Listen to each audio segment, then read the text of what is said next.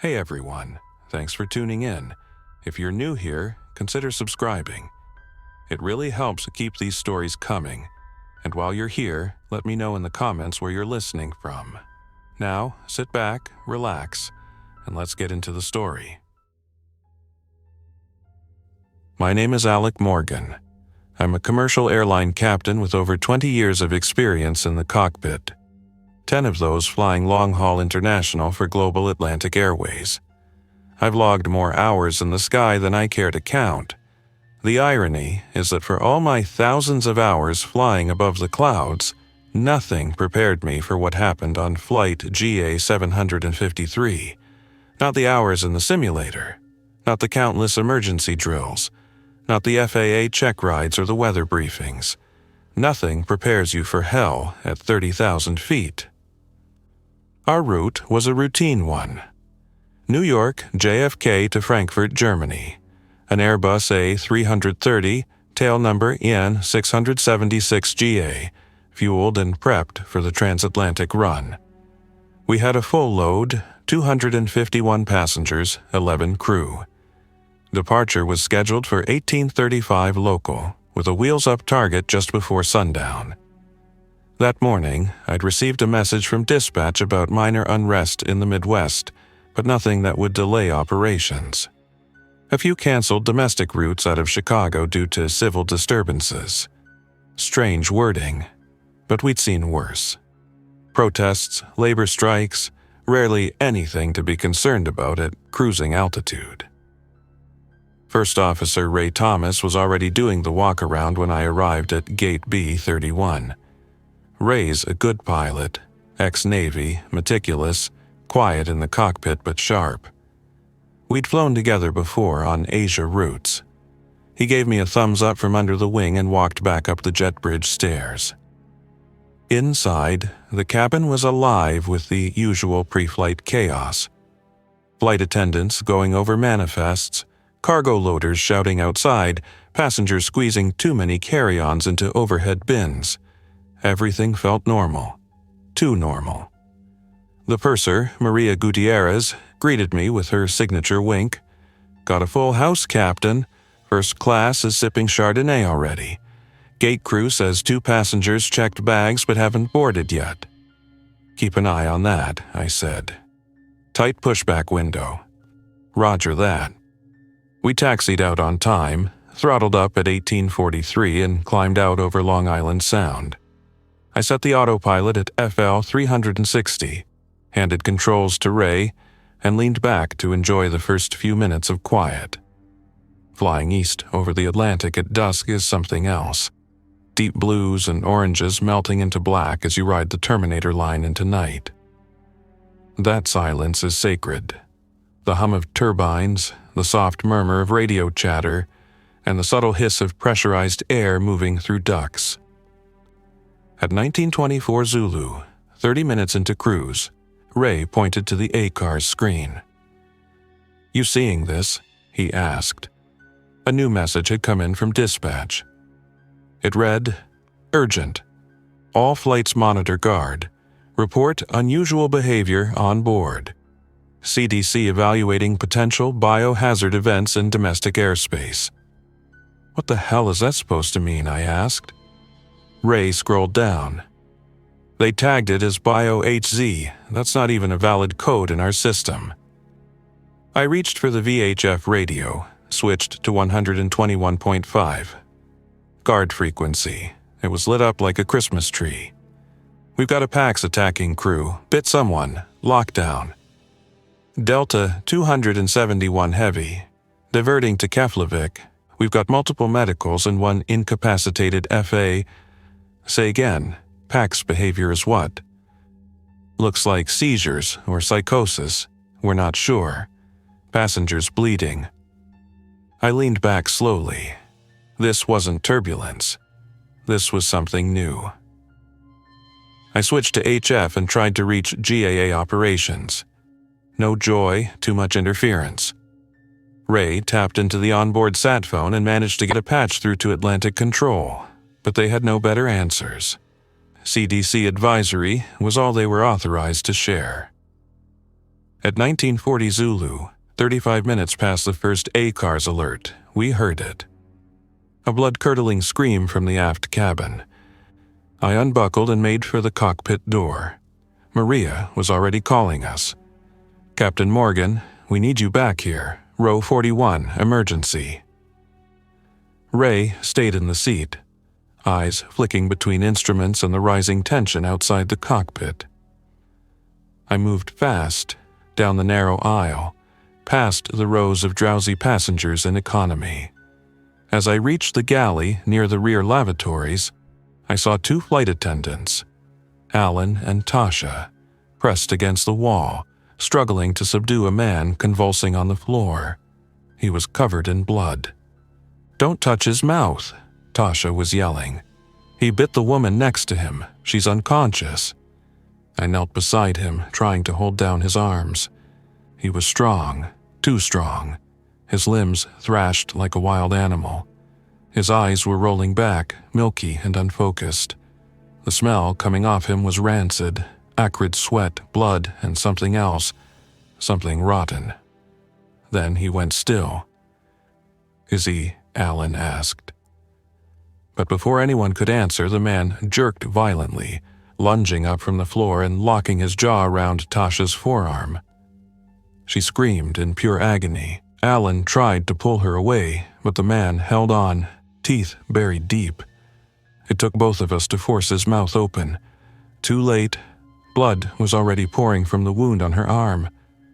I radioed Ray. "We've got a serious medical in the back. Violent passenger, suspected infection. He's restrained for now, one crew wounded." "Understood," Ray replied calmly. "Should we divert?" I hesitated. We were halfway between JFK and Shannon. Diverting meant descending into a country whose situation we didn't yet understand. "Hold that thought. I'll be back up shortly." By the time I returned to the cockpit, sweat was beating down my neck. Ray had pulled up weather data for Ireland and the UK, but then he said something that stopped me cold. "You might want to see this," he said. He handed me his tablet. On screen was a live satellite feed forwarded from dispatch via Satlink, a news relay feed. The image showed Manhattan, fires, gridlock, and mobs. Masses of people flooding the streets, some moving in ways no person should. Emergency alert banners crawled across the bottom in red. State of emergency, U.S. airspace restricted domestic airports under CDC lockdown. Another news window opened beneath it. Heathrow. Same situation. Crowds swarming Terminals 2 and 5, police barricades failing, reports of infected passengers attacking others in the terminal. "Germany?" I asked. Ray brought up FRA ground status. Frankfurt International closed. Armed forces deployed. We were running out of options. I keyed the mic. "Global Atlantic, 753 Heavy to GAA dispatch. Do you copy?" No reply. "Any station. This is GA 753 Heavy requesting immediate landing clearance at nearest secure facility. Respond." Static. Ray switched to HF again. A scratchy voice came through. It was a U.S. Air Force operator out of Lajes Air Base in the Azores. "This is Lahia Control. We have received multiple inbound maydays. Situation is fluid. Recommend diverting to military airfields only. Civilian ports compromised." Ray looked at me. "What now, Captain?" I studied the nav charts. We couldn't go back. We couldn't go forward. But we could go down, to a place most civilians never see. "Set course for Lajes," I said. "We land at the base." Ray didn't question it. His fingers moved across the FMS, punching in the new coordinates for Lajes Field, LPLA, on Terceira Island in the Azores. Altitude dropped gradually as he dialed in the new descent profile. Our Airbus was now a ghost over the Atlantic, silent to the commercial networks. Military bands were the only ones still transmitting anything coherent. Even that was intermittent. Somewhere behind us, the world below was unraveling. The scream from business class jolted me like a cold needle to the spine. It wasn't a child or some panicked flyer from turbulence. It had that raw, uncontrollable edge to it, the sound of someone already too far gone. I turned and grabbed the cabin mic from the overhead. "Maria, status in business." Only static answered. I repeated, slower, more deliberate. "Cabin report. Business class. Respond." Still nothing. Ray gave me a hard look, one hand on the side stick, the other hovering near the alternate transponder. We were already squawking 7,700, the universal code for emergency. It didn't matter. No one was coming to help us. I unbuckled again, reached behind the jump seat and grabbed the aluminum restraint pole, standard issue on long-haul flights in case of unruly passengers. Never used it before. I hoped I wouldn't now. I left Ray in command and stepped into the cabin. Business class on the A330 is a strange limbo, quiet enough for comfort, but close enough to economy to feel the tension when things go wrong. As I walked forward through the divider curtain, the atmosphere changed. Several passengers were out of their lie-flat seats, some backing away, others frozen. 2 cabin crew were crouched near the galley divider, holding a service cart sideways like a shield. A man stood in the aisle near seat 4D, covered in blood, mouth slack and jaw shivering. His fingers were curled like claws. He was twitching violently like a marionette with broken strings. The woman he'd attacked was still strapped in her seat. Older, mid-60s, high-end silk blouse now stained deep red. Her throat was torn open and she wasn't moving. I felt my stomach lurch, but training kicked in. "Clear the area," I barked. "Get everyone out of this cabin, now!" I moved toward him with the restraint pole raised. He hissed, a gurgling noise like a drowning man inhaling fire, and lunged forward. He was fast, too fast. I managed to get the pole up just in time, striking him across the shoulder. It barely fazed him. He stumbled, reoriented, and came again. I swung again, harder, this time catching him across the neck.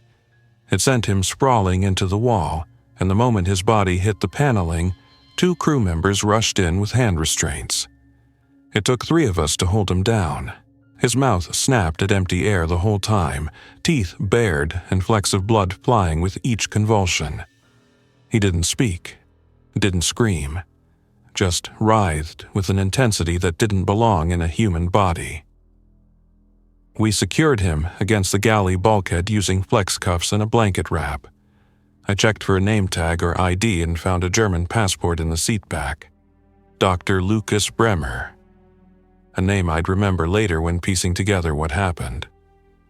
As I stood, catching my breath, Maria finally reappeared, pale and out of breath. She'd been helping isolate the infected passenger in the rear lavatory, the first one, and now there was another in business. And Tasha, the flight attendant who'd been bitten earlier, had locked herself in the crew rest compartment. She wasn't answering. We had less than 90 minutes until landing, and people were already changing. I made the announcement to the rest of the crew. We were diverting. I didn't mention the word infection, and I avoided anything that might spark panic. I simply said we were experiencing a critical onboard situation and would be landing at a secure facility for immediate medical and passenger support. It was enough to quiet most people, but unease was spreading like smoke in the air. You could feel it, the rising awareness that something was off, that this wasn't a sick passenger or a medical emergency. This was something else entirely. Back in the cockpit, Ray was tracking weather conditions over the Azores. Strong crosswinds but manageable. The real threat wasn't on the runway. It was in the cabin behind us. Ray turned to me and said, "I just got a ping from ATC in Lisbon. Unconfirmed reports. Zombie-like symptoms in multiple airports. Military response underway." "Zombie-like?" I repeated. They actually used the word. They said mass psychotic episodes exhibiting aggressive biting behavior, but then added, resembling popular depictions of zombie contagion. No idea who sent that. Might have been a tower supervisor losing it. There wasn't much else to say. I checked our fuel levels, enough for a missed approach and holding pattern, if needed, but not much more.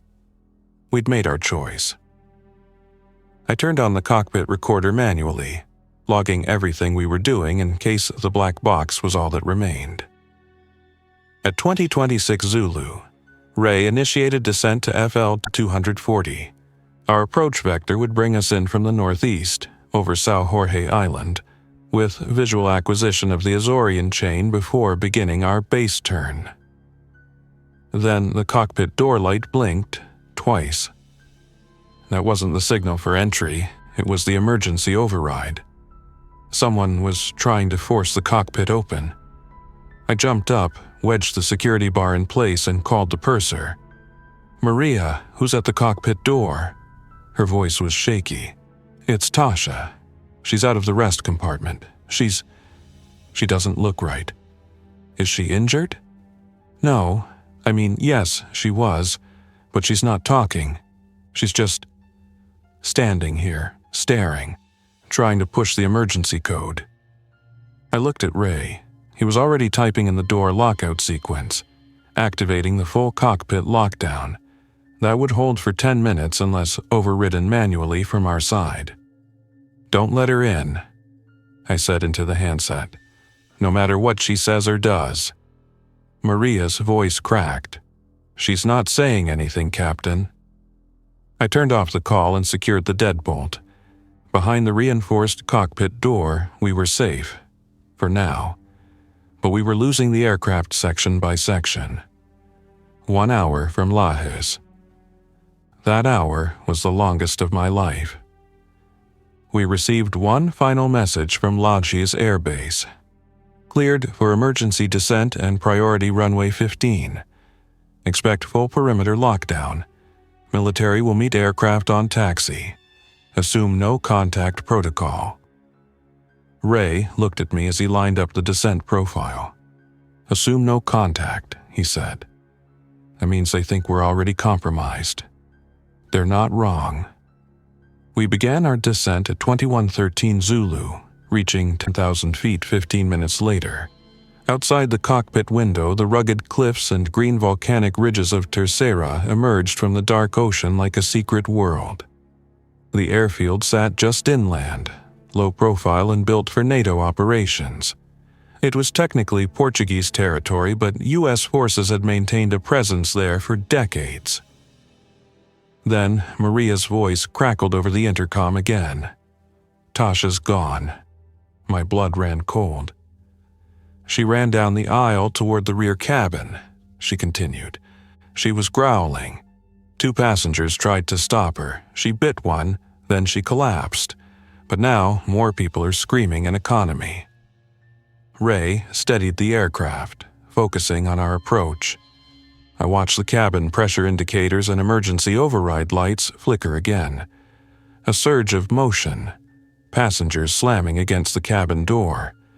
Someone was trying to break through. The virus, or whatever it was moving fast now. Faster than anyone expected. I keyed the base frequency. Lajes Tower, this is Global Atlantic 753 Heavy. We're declaring Mayday. Multiple cabin disruptions. Hostile passenger behavior. Request immediate emergency ground support and secure quarantine team. The tower responded with tight military discipline.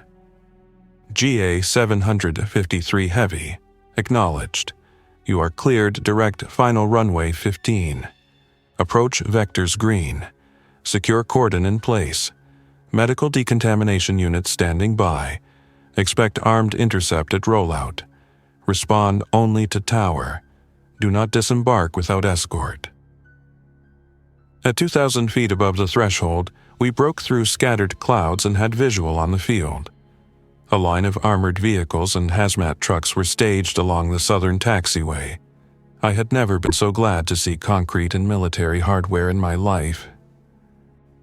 Elijah's Field lay quiet in the early morning light, a gray ribbon of runway framed by volcanic cliffs and mist-covered pasture. No commercial planes, no ground crew with reflective vests. Just military vehicles positioned in a staggered half-circle pattern near the southern end of runway 15, weapons mounted, engines idling. On the northern apron, two C-130s sat cold and silent with cargo ramps down. This wasn't an open airport emergency diversion. This was a fortified quarantine. Ray called the final. GA 753 Heavy, on short final, gear down, 3 green. The tower came back in clipped tones. Cleared to land runway 15. Touchdown zone marked.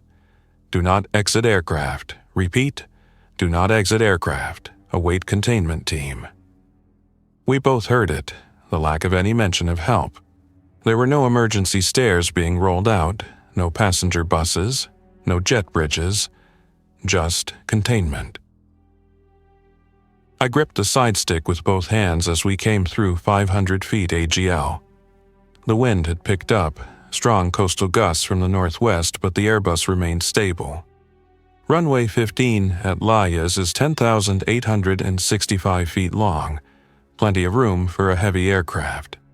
But I'd landed here only once before, in training, and never with the kind of tension clawing at my spine now. Speed stable, flare at 50, Ray said, his voice mechanical. We flared gently and touched down right on the numbers. A perfect landing, under perfect pressure. I deployed reverse thrust and spoilers as Ray monitored the rollout. The aircraft decelerated smoothly as we approached the midfield taxiway, but before I could request taxi instructions, the radio clicked. GA 753, hold position. Maintain full lockdown. Do not shut engines. Do not open doors. I looked out the left window and saw them. 4 armored Humvees with NATO markings moving in from the edge of the tarmac. They came to a halt about 200 feet away, forming a perimeter. The forward vehicle had a mounted M2 Browning .50 cal. The crew inside wore full MOP suits, mission-oriented protective posture, military hazmat gear with charcoal-lined suits and sealed masks. They looked like aliens in matte black armor. Ray adjusted the brakes and held us stationary just off the center line. I kept the engines running at idle, watching as a 5th vehicle approached from the hangar complex. This one was smaller, marked with a red cross and high-gain comms antenna. 3 personnel stepped out. 2 armed soldiers and 1 individual in a white biohazard suit carrying a diagnostic tablet. That's when the cockpit door shuttered again. Another slam, this time stronger. I flinched instinctively. Ray's eyes shot to the EICAS display. We couldn't afford distraction now. We were sitting on 51,000 gallons of Jet A fuel with hostile passengers behind us, and a foreign military staring us down. Kill the PA, I told him. We don't need panic in the back. Ray muted the cabin speakers. I reached for the intercom instead. Maria, we've landed. We're on a secure military base. Lock down the forward cabin. Restrain anyone showing symptoms. Don't open lavatory doors unless cleared. Her voice came through low, hoarse. We've lost 5 more. Captain, some are chewing at their own restraints. 2 passengers tried to break open the aft service door. We stopped them, barely. Don't open anything, I repeated. Help is outside, but we're not moving until they say so. As if to punctuate that, a loud bang rang out from the cabin door again. The deadbolt flexed slightly but held. Then a scraping noise, something metal dragging across the other side, a fingernail, or maybe a belt buckle. I didn't want to know. Outside, the containment officer raised a signal flag, yellow and black checkered. and began slowly walking toward the forward left cargo hatch. I keyed the tower. "Tower, this is GA 753. What's the plan here?" "Remain secure," the voice came back. "Boarding team inbound. Flight crew will be extracted first. No civilian contact, negative on disembarkation." Ray and I looked at each other. "They're leaving the passengers aboard," he said. "No," I said slowly. "They're isolating the infection. From the outside." We were the test subjects now. Then, like a lightning strike, it happened. An explosion rocked the rear of the aircraft. A muffled boom, followed by a high-pitched scream and a rush of movement. The EICAS lit up with multiple alerts. Aft pressure door compromised. Smoke detection in rear galley. Cabin differential pressure dropping. "Ray!" I barked. "Cabin breach." "I see it." He yanked back on the side controls, engaging both fire handles and arming the cargo bay extinguishers. On the overhead panel, the rear cargo indicators flickered. I saw internal cams light up. In one grainy image, the aft door hung open at an angle. Someone, something, had forced it open. A depressurized burst must have hit half the rear cabin. A nightmare at 0 feet instead of 30,000. Passengers were moving, running, toward the front of the aircraft. But not all of them were running like humans. Some were staggering. Others moved with that twitchy, uncoordinated jerking I'd seen earlier in business class. And the infected weren't trying to flee, they were chasing. "Seal us in," I shouted. Ray hit the security override, locking the cockpit bulkhead in place. We were sealed in a pressurized titanium shell, but the rest of the aircraft was now a battlefield. Through the forward camera, I watched the ground team react. 2 soldiers were motioning to the command vehicle frantically. The white-suited technician turned and ran back towards the Humvee. Over the radio came the sharp voice of the lodge's operations officer. "All teams back. Aircraft is compromised. Containment level Bravo. Do not engage unless directly threatened." The soldiers didn't wait for a second warning. They pulled back, weapons raised, some sprinting, others covering. Then, from our left side, movement. One of the forward service doors buckled. The pressure differential was gone now. Someone from the inside was trying to open it manually. The red lever twitched, locked from the outside, but not for long. Ray drew a sharp breath. "If they get out." "They won't," I cut him off. "We stop this now." I pulled the engine kill switches, cutting both turbines. The engine spooled down in a rising whine. The aircraft fell silent. Then I keyed the internal speaker. Final message. "Attention all passengers, this is your captain. Do not open the doors. Do not touch the emergency exits. Remain seated. Help is outside." It was pointless. Most of the cabin had descended into screaming chaos. We watched the forward camera again. Something, smashed a fist against the reinforced glass of the left L1 door window. The face was slack-jawed, bloodied, and smeared with bile. A former passenger. His eyes were wrong, wide, fixed, pupils dilated like he'd stared into a sunless abyss. Then, to my horror, I saw movement behind him. The crew rest door had opened. Tasha stepped out, or what was left of her. Her face was pale blue, lips retracted, teeth exposed in a rictus grin. She moved fast, unnaturally fast, and lunged toward another person in the cabin. The feed cut out in static as the camera was damaged. I felt a cold sweat break down my neck. Ray looked at me. "We have to evacuate. We can't go out there. They'll shoot anything that moves." He thought about it, then pointed to the escape hatch. Every commercial aircraft cockpit has one. an overhead emergency egress hatch with a deployable rope for evacuation, meant for post-crash fire scenarios or cockpit lockdown breaches, not for what we were about to do. I reached up, unlocked the latch, and pushed. The hatch clanged open with a rush of salt air. Outside, the dawn was breaking clean and blue over the Atlantic. 10 feet below us, the left fuselage was still, but movement flickered near the side windows. Shadows. Staggering bodies. Ray tossed the escape rope out. It hit the tarmac and unraveled. We go now, or we don't go at all. I keyed the mic one last time. This is Captain Mercer. GA 753 Heavy is compromised. Request immediate containment. We are evacuating the flight deck. The reply was quick and brutal. Do not approach soldiers. You will be treated as infected. Use Northern Apron. Head for Decon Tent 3. I looked at Ray. He nodded. I'll go first. Cover me.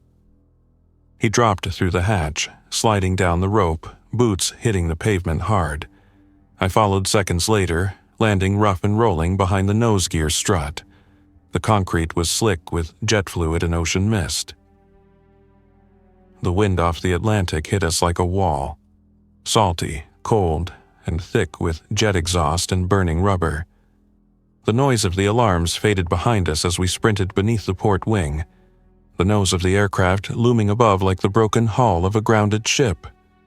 From somewhere inside, I heard metal buckling, then a shriek that didn't sound human anymore. Ray was ahead by 10 feet, cutting diagonally across the apron toward a row of white quarantine tents set up beside the far fence line. The one marked Decon 3 stood at the center, framed by 2 floodlights and a guard station. No one waved us forward. No one opened a door. Everyone on the outside had already learned the hard truth. Anyone coming off that aircraft might not be human anymore. I could feel the sweat under my flight suit freezing against my neck. My hands were trembling, not from fatigue, but from the reality that we were about to cross a threshold we couldn't return from. If they deemed us contaminated, they wouldn't hesitate. They'd burn the tent down with us inside. Ray reached the outer line of portable concrete barriers and dropped to a crouch, gasping for air. I followed and slid in beside him, the pounding of boots against pavement fading in my ears as adrenaline took over. I risked a glance over the tarmac. The aircraft, GA 753, was still sealed at the front, but the rear fuselage was compromised. The tail cone had black scorch marks now, and smoke billowed from the galley. Something or someone was inside moving erratically. I couldn't tell whether it was still a person. Maybe it didn't matter. From the side of the tent, 2 soldiers finally appeared, Portuguese Air Force by their patches, both in MOP 4 suits and carrying G-36 rifles slung tight against their chests. One motioned for us to stay put, the other approached slowly, scanning us with a Geiger-style handheld scanner. Not for radiation, for biosigns. Pulse, thermal signatures, maybe even blood chemistry if they had real-time biometrics. I kept my hands raised and still. "Gnome?" he asked through the vocoder, distorted and flat. "Captain Jackson Mercer. Flight crew, not infected. We haven't had cabin contact since the breach." "Second, Ray Fenley, first officer." They held us in place as a third technician, smaller and wearing an orange-rimmed visor, came around with a retractable swab kit. Without a word, she took a mucosal sample from inside my cheek, then Ray's, and stepped away to a mobile analyzer set up on a small folding table. It took 43 seconds. I counted. The result popped up as a green bar across a ruggedized tablet. Whatever system they were using, it was real-time, advanced, military grade. We were clear. For now. The technician didn't speak, but she nodded once and pointed to the flap of Decon 3. The 2 soldiers motioned for us to go inside. Ray and I stepped through a plastic curtain into the harsh, chemical-lit interior. The air inside was heavy with ozone and decontamination mist, likely a mix of hydrogen peroxide vapor and chlorhexidine. 2 nozzles hissed to life above us as a decon cycle began automatically, scrubbing our exposed clothing and outer layers with sterile mist. My eyes burned, my throat itched, but I stood there and took it, arms out, letting them do their job. On the far end of the tent, 2 figures stood behind a clear plastic divider, one in standard NATO uniform with a medical cross, the other in civilian clothes under a green jacket that had no name tag. The man in the jacket tapped the glass. "Captain Mercer, step forward." I moved ahead. The divider separated us, but his voice came through a mounted speaker. "My name is Dr. Havel, Field Medical. This is Colonel Ramos, Azor's command." I nodded once. "What happens now?" "You're quarantined, minimum 72 hours, but likely longer. You and your co-pilot are under isolation until we complete secondary biometrics and neural scans." "I understand," I said, trying to keep my voice calm. "But you should know. The situation aboard that plane is deteriorating fast." "We're aware," Colonel Ramos said. His English was precise, with a soft but authoritative Portuguese accent. "We've declared the aircraft contaminated and cordoned the tarmac. We're already preparing for Option C." I didn't know what Option C was, but I didn't ask. I didn't need to. I'd flown long enough to recognize military euphemisms. Option C meant destruction, fire, thermite charges, and complete biological sterilization. Nothing left behind. Havel leaned in slightly. "We need everything you can give us. Flight data, passenger behavior, any record of initial symptoms. This flight was one of the last that got off U.S. soil before total blackout in the Northeast Corridor." That caught my attention. "What blackout?" They looked at each other. Ramos answered. "An hour after you left JFK, the FAA declared loss of communication status for 3 major East Coast ATC centers: Boston, New York, and Washington. NORAD reported high-density civilian panic, airspace incursion by unresponsive aircraft, and at least 2 confirmed midair collisions between non-responsive flights." My blood went cold. U.S. military airfields began shutting down all inbound civilian traffic. Within 2 hours, Europe followed. The contagion spread faster than any of our models predicted. Ray finally spoke, his voice dry and stunned. "What about the passengers from other flights?" Ramos looked grim. Many aircraft diverted. Others were never heard from again. Frankfurt's main terminal was overrun. Heathrow experienced a mass casualty event in Terminal 3. We've established isolation airfields: Laius, Rota, Ramstein, Keflavik, but they're already overwhelmed. I leaned against the cold plastic wall. "So, this is it? This is Ground Zero?" "No, Captain," Havel said. "Ground Zero was days ago. You were just in the air when the world started burning." A heavy silence followed. We were kept in the tent for 16 hours under observation. No food, just sterilized water packets and medical monitoring. We were scanned every 4 hours for signs of neurovascular degradation, what they were now calling ZNV1 markers. The term zombie was never officially used, but every medic, every soldier, every voice on the base was using it off comms. They knew what they were dealing with, even if the governments hadn't caught up yet.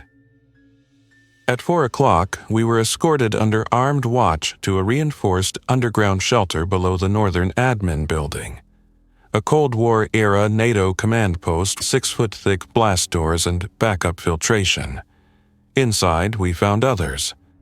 A crew from a diverted Aer Lingus flight, a freight pilot from Boston, and a Portuguese Navy officer who'd barely escaped an infected ferry near Ponta Delgada. We weren't just survivors now, we were witnesses. That's when Colonel Ramos called us in again. He laid out a map of transatlantic corridors across a folding table. 3 flight paths were circled, each marked with a red slash. These flights never arrived. We suspect airborne outbreaks. Our satellites tracked them diverting course, then disappearing from radar. One broke up over the Labrador Sea. One turned back toward Nova Scotia and was intercepted.